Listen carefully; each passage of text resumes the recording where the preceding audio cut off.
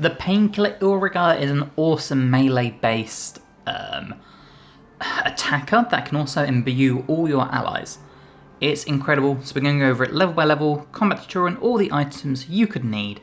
So we start with the Illrigger mod, and of course, Baneful Seal. This means we can place a seal on a creature, which will let us deal an additional 1 to 6 fire or necrotic damage when we or an ally attack it. It's a bonus action to place the seal. We can obviously burn the seal, as we just spoke about. We also gain Charisma and Constitution saving throw proficiencies, as well as Simple, Martial, Light, Medium, and Shield proficiencies. For a Forked Tongue, you can kind of pick whichever one you fancy. You can go Deception, Intimidation, Persuasion. I think Intimidation just fits the theme better. And then for your ability points, we're going to have 8 Strength, 16 Dex, 14 Constitution, 10 Intelligence, 10 Wisdom, and 16 Charisma. For your proficiencies, take what you feel like. And that brings us to Illrigger level 2, where we get to pick some passives. Now for our combat mastery, we're going to go with Lies. So when you make an attack with that weapon, you can use your Charisma modifier for attack and damage rolls. Meaning we can dump our strength and just focus on our charisma, as this will also do any spells if you choose to be a spellcaster or take a different subclass. For your boons, we're going to come down here and take Soul Eater. So when you burn a Baneful Seal on a creature, you gain temporary hit points equal to your Illrigger class level. So it's a really cool way of just gaining temporary hit points literally every combat. Illrigger level 3 is where we get our specialization, and for this one, the Painkiller. The heavily armoured Death Troopers of the Hells, Painkillers lead from the front in every major battle. So this gives us punishment. When a creature damages you with an attack, you can use your reaction to deal the same damage back as necrotic damage, which is incredible. Devastator. So imbue up to 3 allies within 9 meters with Internal Fury. You can make a weapon attack, and your chosen allies can use a reaction on their next turn to make a weapon attack.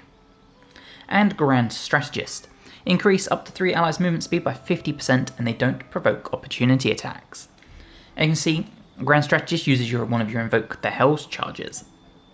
Illrigger level 4 brings our first feat. For this one, we're going to bump our Charisma up to 18. Illrigger level 5 brings an extra attack, so if we make an attack with our main action, we can follow up with an extra one. Illrigger level 6 unlocks Infernal Conduit, so we can channel the power of the Hells to either harm or heal people around us, and this is really, really cool. I will show you this. Illrigger level 7 brings a Baneful Interact charge as well as an Infernal Conduit charge. We also gain a new passive and get Telekinetic Seal. So when an enemy enters your reach, you can use a reaction to apply a seal and possibly push them back 4.5 meters or knock them prone. Now we're getting another boon, and for this one we're going to take Acheron's Chains. So you can use your bonus action to apply Baneful Seal. You can attempt to pull the target up to 3 meters towards you, or reduce its movement speed to 0. This is awesome for ensuring enemies attack you, and then you can benefit from being able to do the reaction where you hit them back with the same damage as necrotic damage. Illrigger level 8 brings a new feat. Now for this one, we're going to bump our Charisma all the way to 20 to max it out. Illrigger level 9 brings another Infernal Conduit charge, and Forked Tongue Insight, so we now have advantage on Insight ability checks. Illrigger level 10 brings a Blood Price. So if we fail a saving throw, we can spend a Blood Price dice to take 1 to 10 necrotic damage, but increase our saving throw by 1d10. Nice little trade-off. Illrigger level 11 gives us another Infernal Conduit charge, and Terrorizing Force. So we can imbue your weapon with Devastating Infernal Might, causing it to deal an additional 1d8 damage of the selected element. We also gain Summon the Hells, so we can have a Cambion follow us until long rest. And you die on my command, so if an ally falls to 0 hit points, we can use a reaction to basically shout at them and drop them to 1 hit point instead. And finally, level 12. This brings us another Baneful and Blood Price charge, as well as a third feat. Now before that we gain one more boon, and for this one we're going to take Hellish Frenzy. So if we're within 9 meters of a sealed enemy, we can expend a seal and enter a frenzied state, and this will increase your movement speed by double, increase our armor class by 2, and we can make a free weapon attack once per turn. We gain a new feat, so for this one you could take Alert or Great Weapon Master, depends if you want to have more of an advantage in going first, or if you want more damage. I'm going to take Alert because we deal enough damage in my opinion with all our reactions and stuff. So let's go over our equipment, and we start with Savarok's Horned Helmet to give us dark vision up to 3 meters or 15 if we already have it, and reduce our critical number by 1 to 19.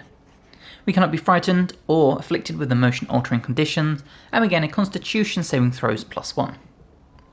For a cloak, we're going to take the Flesh Melter Cloak, so if we take melee damage from an attacker, they'll take 1 to 4 acid damage.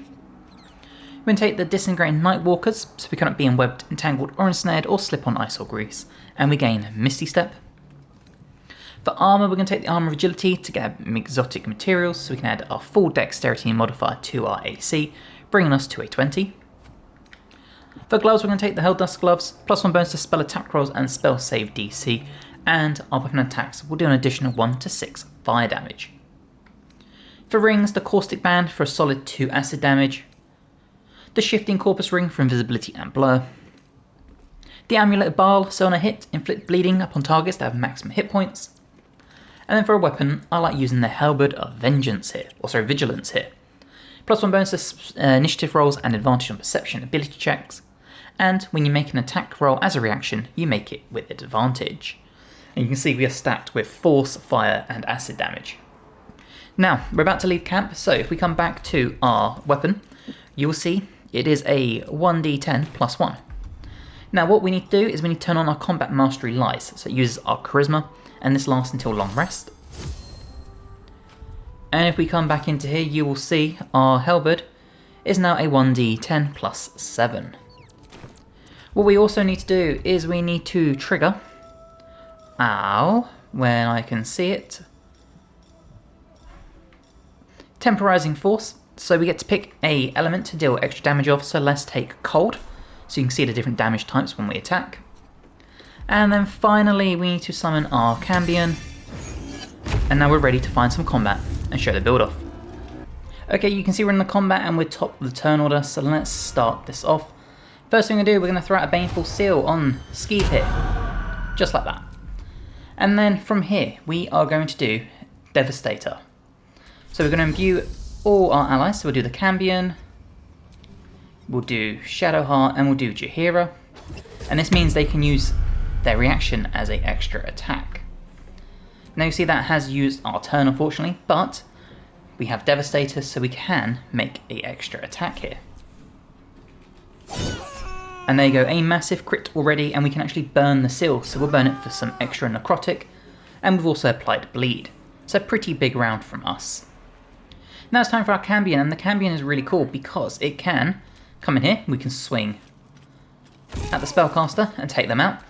And then we have our Devastator reaction that we can take with this one. And we can do this for the other allies too. And now we get the chance to burn one of our things to invoke the Hells, and we can reflect their damage back as necrotic from the Barbarian trying to hit us. So you see they reflected for the 16 and they took the acid damage from our cloak as well. And now it's back to our turn. So let's place another seal on the enemy here. There we go. Now we can do our Infernal Conduit, which means we can harm the person in front of us. So if we do a greater harm here, you'll see we did a huge amount of necrotic damage then, and once again we can burn the seal if we choose to, so we can burn it with some fire. And last we have done a huge amount of damage, and because we burnt a seal, you'll see we have 12 temporary hit points. Now that will use your whole action, so be aware. And then the Cambion has Rays of Fire as well, so we can send Rays of Fire up to the other enemy here to deal some pretty decent damage. And you'll see the enemy is taking more acid damage from us. And the Cambion gets a really nice opportunity attack. Now, we are going to place another seal, and we're going to pull it on this enemy down here. Now, from here, we have the opportunity where we can do a few other things. So let's do Hellish Frenzy. So now we have that going, we can swing at this enemy here to take them out, and you'll see a huge crit. We can close the gap here and try and swing again. Now we missed our extra attack, but thanks to our Hellish Frenzy, we gain a third attack. And you'll see a big attack. We've done the cold, the fire, the acid, the normal. We can burn the seal, and again, that's another enemy taken out. And because of our double movement speed thanks to our frenzy, we can close down the other enemies. Now the Cambion can actually get around the battlefield pretty easily by flying, meaning you can get yourself into positions to distract the other enemies like this much easier. Okay, let's say we want to pull an enemy towards us. We can do our pull attack. So we can pull this enemy, potentially. Didn't quite work, but we did apply a seal. And then from there, if we want to, we can do another Hellish Frenzy. You'll see we've gained temporary hit points again because we burnt a seal. And then we can start swinging. Now we can burn the seal for even more damage. And as you can see, we can just pump out the attacks. And don't forget, if you want to give up the initiative, you could do this with Great Weapon Master and you'll be dealing an extra 30 damage every round. And again, the Cambion, what I find with this game is the AI is pretty bad at having enemies run away from summons. So you will find that you get a lot of opportunity attacks with your Cambion. And with that being said, let's throw out another Raise of Fire. Just like that. And we've got the bleed on the enemy there. Now of course we have our own Raise of Fire with this setup thanks to our Helldust gloves, so we can throw this at the enemy here if we choose to. But if you do this, you won't be able to use an attack unless you did something like a shove. And in which case, you know, you could try and shove the enemy off the beam here, which might potentially work. And then it's just time for our Cambion to finish this fight. And that is the Painkiller Illrigger mod. It's awesome for just pumping out damage, imbuing your allies with extra attacks. It's incredible. And if you throw on a spellcaster with haste to haste your Illrigger, you are going to be pumping out massive amounts of damage every single turn. So really hope you've enjoyed this build. If you have, drop the video a like and let me know in the comments what you would change. Any other items, abilities, skills, all that fun stuff. If you're ready, please subscribe to the channel. I've got more guides to Baldur's Gate, to Oblivion, to Dragon Age, Path of Exile, Elden Ring, Expedition 33, all the amazing RPGs you could ever need. And hopefully, I'll see you in the next one. Bye guys.